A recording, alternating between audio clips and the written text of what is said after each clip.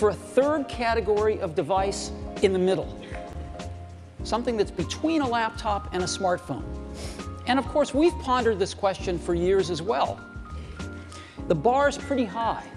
In order to really create a new category of devices, those devices are going to have to be far better at doing some key tasks.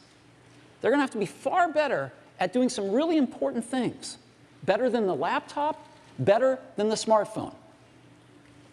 What kind of tasks? Well, things like browsing the web. That's a pretty tall order. Something that's better at browsing the web than a laptop? Okay. Doing email. Enjoying and sharing photographs. Video, watching videos. Enjoying your music collection. Playing games. Reading ebooks. Well, I would say that the iPad has one main feature to it that is of significance, and that is that it's got a fairly large market share of an emerging market, and that market is obviously the tablet or portable computing market. I don't know, like I'm sitting in bed and I'm watching something on Netflix, and it just feels a lot more personable than taking your laptop in bed or outside or wherever. So it's more portable, more personal feeling. Now, in my own case, I've used my iPad for a number of different things. I like the flexibility of the size. I like the flexibility of the platform.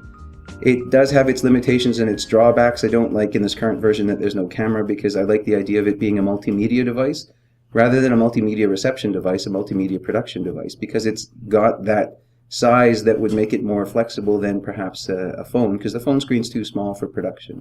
But at the same time, it doesn't have some of the technology, and you have to buy all sorts of add-ons for it, which makes it prohibitive. But it's really quite effective in terms of being a reader-sized document.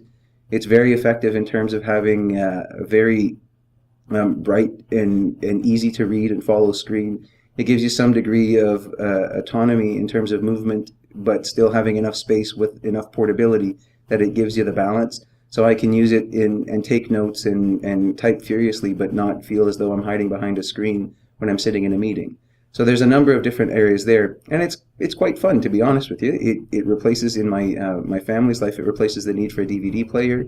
In the car, my kids can watch a movie and it's large enough, and they enjoy it, and they can see the screen, they can hear the sound. It's quite wonderful that way. But at the same time, that also ties me into a certain type of consumption of media products.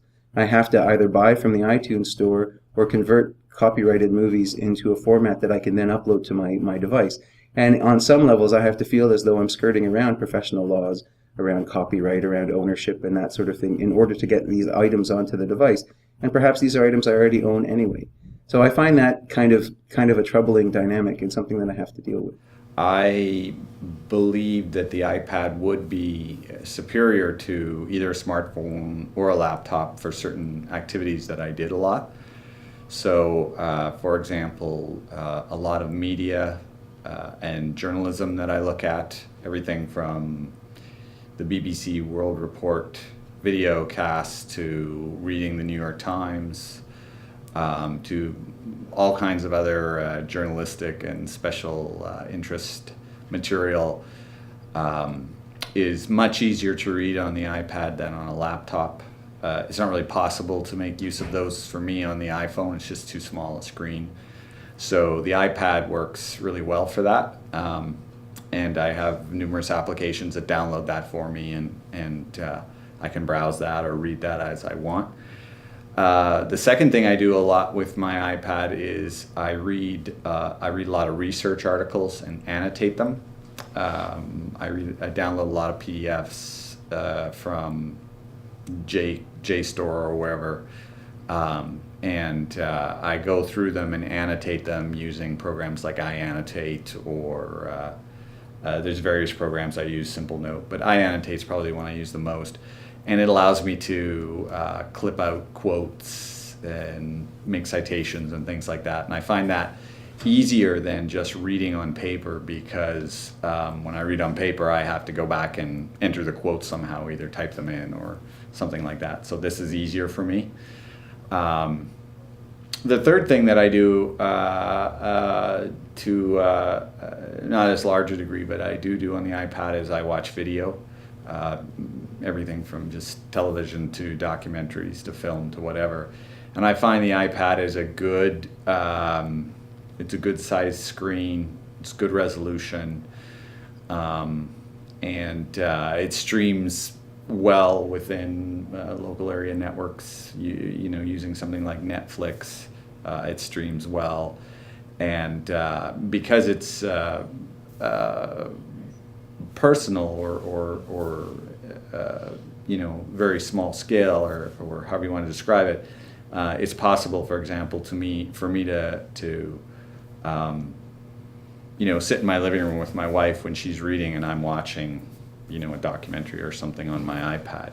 Whereas if I was watching it on a screen, that's not possible.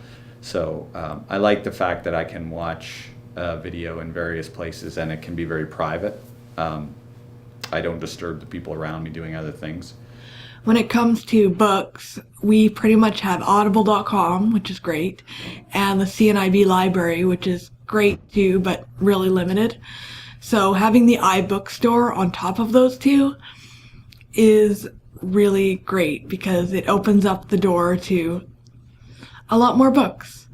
And so the iPad has been an excellent ebook reader. It also works as a more portable MP3 player, like a more portable sort of stereo system.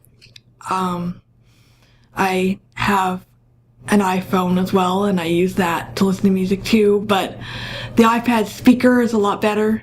So if I want to, I don't know, do some cleaning and listening to music or something, then I just play it on my iPad and sit it on the counter, and it sounds great. And so it works that way too.